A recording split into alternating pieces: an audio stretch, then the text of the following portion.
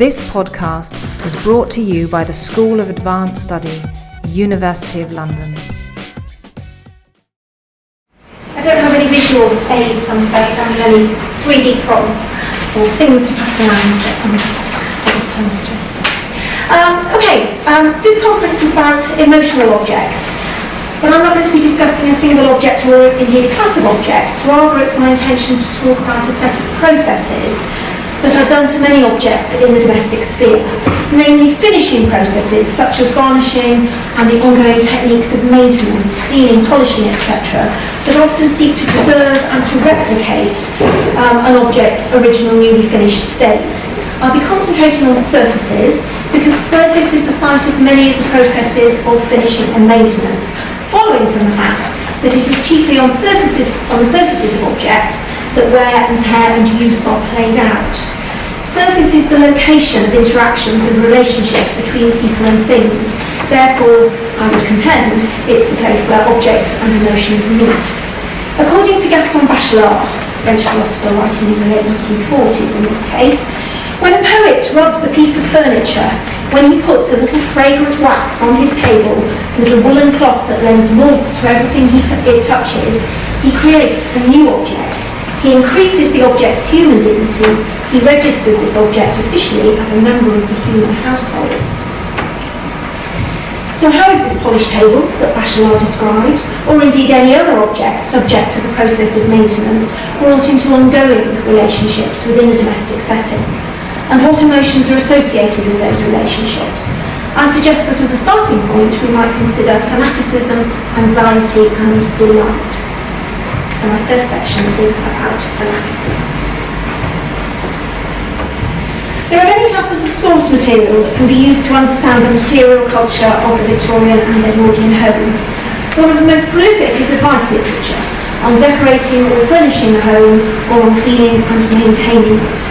An 1883 book entitled Our Homes and How to Keep Them Healthy contains a chapter on housecleaning by a writer called Phyllis Brown, who wrote advice books and she was quite a prolific author.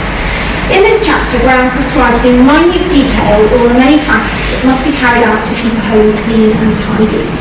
The emphasis is on methods to remove dirt and dust of every description from every crevice and cranny of the home, from basement kitchen to bedroom fireplace, from front step to back door. The advice given is characterised by its exactitude and by its temporal precision. The correct methods of cleaning are specified very precisely, and the frequency with which tasks must be repeated is strictly set. Brown's attitude is uncompromising. This is what she says. The moment which finds a room perfectly clean is the moment in which it begins to get dirty again. It's quite depressing.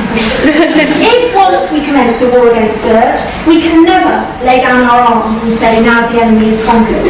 The fight must be waged without intermission, and the moment of rest is the moment of defeat. Brown's prescriptions and other similar literature seem to me to indicate what we might justifiably call fanaticism around the routines of cleanliness and housekeeping. And the fervency of such messages is certainly at its strongest in advice literature, but I would contend that it can be seen in other places as well, possibly also in advertisements. This advertisement, or in some advertisements, this advertisement for Monkey Brand soap is certainly far more upbeat than Mrs. Brown's rather depressing sort of description of the moment of rest being the moment of defeat. But nevertheless, I would suggest that there's a sort of suggestion of extremism here in some of the phrases that are used, and particularly these: copper like gold, tin like silver, brass plates like mirrors. There's a sort of an extremism, a fanaticism, almost these sort of magical transformations that we're supposed to be able to achieve with this product. Now, it has of course been quite rightly written that advice literature doesn't always translate directly into actual practice. It's much more about ideals than it is realities. So for this reason, I don't propose the extremes of Mrs. Brown's and others' fanaticism as a condition of most Victorian householders and housekeepers in their relationship to the material surfaces of their homes. But rather, I would suggest that writings such as this both shaped and also reflected a condition of anxiety and nagging unease that characterised many of the relationships between people and objects, and that had as its origin a number of distinct but related concerns. And I also suggest that alongside this anxiety, there was an opposing tendency to surface delight, the other point of the triangle, where material surface qualities became both aesthetically pleasing and possibly also expressive of positive social values. And I don't have time to go into all the details of my argument in all of their details. I'm going to be quite selective. But this chapter is one that's hopefully coming out next year, which is where I've developed this argument. But I've also worked on this anthology with Glenn Anderson, sorry, spelt wrongly, this was an early proof. This book about surfaces in general, which is an anthology of essays, so there's some more ideas about surfaces. Okay, anxiety. The rhetoric used by Phyllis Brown drew at least some of its power from ideas about health. She was writing in the 1880s, and the 1880s, of course, was a crucial period of transition in that scientific understanding of the germ as the means by which many diseases were transmitted had emerged over the previous decade or so. Again, this is something we can see reflected in advertisements. Cobalt X-rays. Go back to cobalt. This knowledge was still being refined, and it was in the process of being disseminated from the medical world to a wider public. Thus, the long-standing link between dirt and disease was given added urgency and inflected with something akin to horror at this period by the idea of the germ as an invisible monster that could lurk everywhere. So what we have here is, of course, germs made into tiny monsters, so they're made visible, so we can get them scared at. In the same volume as Mrs. Brown, Robert Edis, who was a well-known writer on interior design and decoration, cited a letter from a London surgeon describing his experience in moving into a rented house. The surgeon dwelt in detail upon the dangers of dust, and dust, of course, became much feared after microscopic investigation showed that it could contain living germs. So this is a quote from that surgeon. There were wardrobes and other pieces of furniture which had their apparent height increased by cornices within which were hollow spaces seemingly made on purpose to form harbours for dirt. There were ponderous bookshelves containing a formidable amount of printed lumber and a still more formidable amount of dust. The walls were old with uneven surfaces, and to these uneven surfaces dirt clung with an almost touching tenacity. There were all sorts of fluffy things about, which were supposed to be ornamental, fancy mats and the like, and which blackened the fingers of anyone bold enough to touch them. Upon all these things, the dirt of a London street poured in without intermission. So it's clear that the association between dirt and disease was one cause of anxiety around the surfaces of objects and their maintenance. Things were perceived as concealing a hidden threat inasmuch as they could harbour germs. The surgeon just quoted was fearful in particular of the textured and porous surfaces of his rented home and their propensity to trap dust. The advice given in this book included detailed recommendations for dust-free floor coverings, furniture and wallpapers. And this sort of advice was also a feature of other writings as well. For instance, those of Agnes and Rhoda Garrett and Lucy Orensmith, who both wrote advice books, who all wrote advice books on the design of the home. Mrs. Orensmith placed particular emphasis on the evils of the fitted carpet, which she saw as an enormous and unbelievable dust trap. The thicker, the woollier, the richer, the greater its capacity for the reception and retention of dust. In order to counter dust, Robert Edis, Garrett's, Orensmith and Phyllis Brown all recommended hard surfaces, especially for floors, parquet blocks or stained and varnished floorboards rather than carpets. Smooth, impermeable surfaces of wooden floors or polished furniture were perfectly suited to showing up dust. They rendered it visible and kept it on the surface, in contrast to the textured or permeable surfaces of carpets or wallpapers, for instance. So polished wood is indicative of cleanliness because it kept dust and dirt on the surface.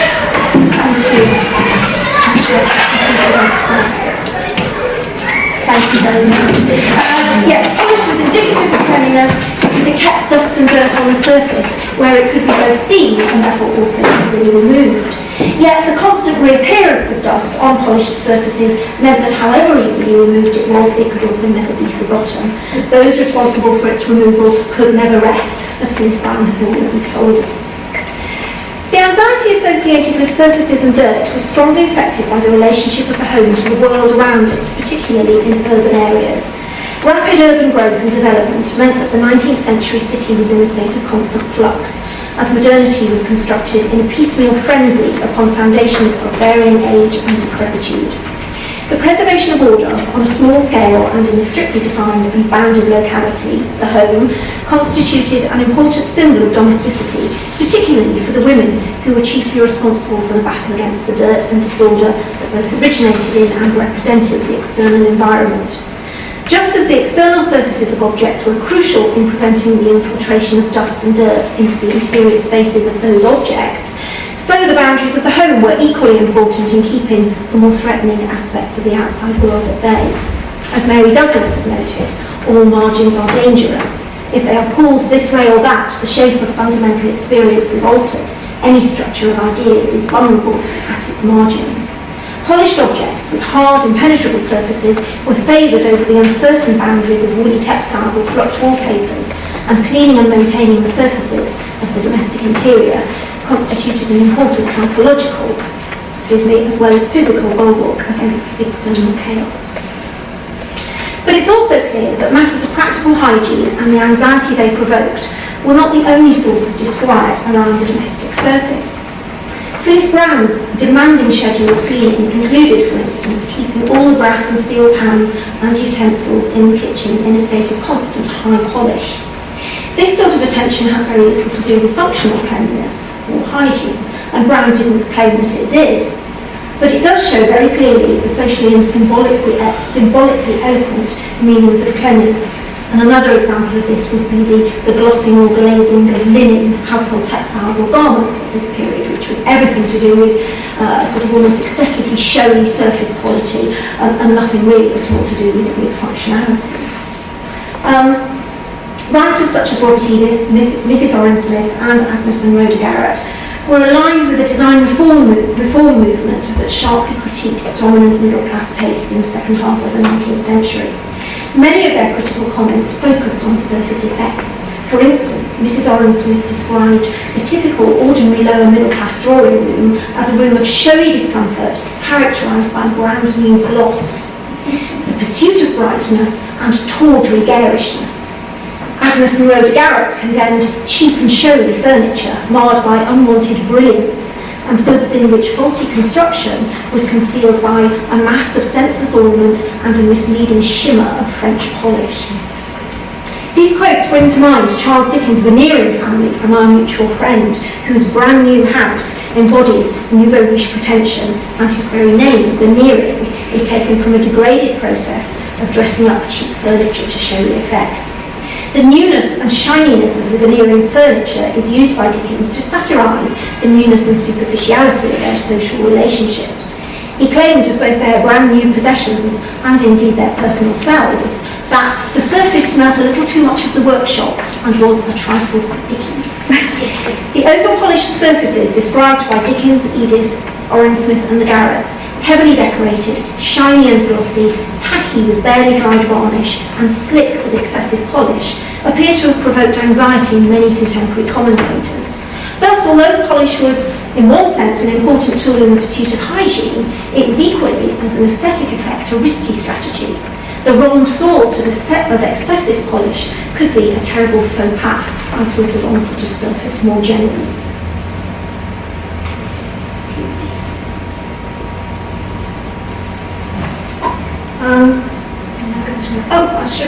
I just wanted to put this one up, possibly for discussion later. Very well-known image. The polish on this furniture we know is disapproved of because we have Ruskin's comment on it. He talked about terrible lustre and fatal newness and the symbolic properties of French polish in this image, which maybe we can get back to. Okay, I'm now going to move on to delight. But if the surfaces of objects were a fruitful source of sometimes contradictory anxieties, they also had the potential to provoke another emotion, delight. Lucy Oren Smith's 1878 book, The Drawing Room, includes a whole chapter devoted to the subject of fireplaces. Here she discusses at some length coal scuttles, and as she runs through examples of different types, she moves from disdain to delight. So the first type she describes is what she calls decorated coal boxes characterised by the frightful misapplication of ornament and badly executed landscape, floral, figure or other designs, painted, mother of pearl or otherwise illegitimately carried out. That, I think, is exactly the sort of thing she's talking about. She then moves on to another contemporary style, which she calls good oaken boxes with brass or ironwork about them, suggestive of strength and sustainability. And we've got there, and then this is a model photograph of the same room at Cragside with the same box still in it. So it's only half a coal box in each picture. Elsewhere in her book, Mrs. Oren Smith praises the ability of oak to take the right sort of polish and to age beautifully. Oak only requires age and polish to acquire a golden brown colour.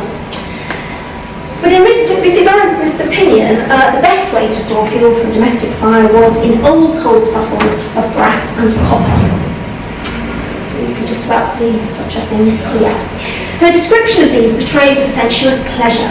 By the side of the brazen fender stands an elderly coal scuttle of gleaming copper, whose rich red glow loses nothing by its juxtaposition to the golden brass of the fender. So at a period in which the middle class was expanding, antiques began to gain value because they offered an alternative to the showy pretensions of new furniture with its cheap veneers and French polish. Antiques were reassuring in their associations and their aesthetic qualities, and they only got better with age. But if an antique coal scuttle couldn't be had, then the good oaken box was a satisfactory alternative, largely on account of its ability to age well, to acquire a pattern on its surface. We saw earlier how the interactions with surface required by the work of maintenance could be onerous and worrisome. Mrs. Brown told us that. But some sources attest also to delight in such relationships. The memoir of Elizabeth Bryson, who grew up in Scotland in the late 19th century, records the satisfaction she derived from cleaning the stone stair up to the door of her tenement home. The real fun in washing a stair is in doing it better than anyone has ever done it before, doing it so well that you have to stop to admire the cleanness of each step as you do it. And another Scottish source, Jean Rennie, who was made in a large house, recalled in her autobiography the pleasure she took in the regular polishing of a wooden floor. I could see results, and I used to polish until the wood felt shiny and soft to my cloth, and it looked so good and smelled so rich after it was done. So now I want to sort of move on to the final stage of my argument, which is to take us from the middle class interior to thinking a little bit about the working classes and working class material culture. These last two pieces of evidence have already taken us to working class experiences, and this is where I want to conclude with an all too brief, I think, assessment of the issues raised in this paper in relation to working class everyday life. Many of the basic values at issue are very similar. Boundary anxiety, for instance, was marked very dramatically by many working class women in the ritual of step whitening, and these pictures are sort of way out of period, but there aren't any surviving images for earlier that I've ever found. But the way that the white is shown up in this Bill Grant photograph is very striking, I think. In this one we have this ghostly image of the woman who's obviously moving as the photograph was taken, but you can see her on the step whitening the step. But in other regards, although values are similar, I would argue that there are subtly different aesthetic systems at work, determined partly by the harder material realities of working class life. Maud Pember-Reeves was a Fabian social investigator who wrote a book in 1913, and she described the home of a working class woman in London who decorated her front windowsill. And Pember-Reeves describes this. She decorated the windowsill with a row of red and yellow cocoa tins to make a bright effect.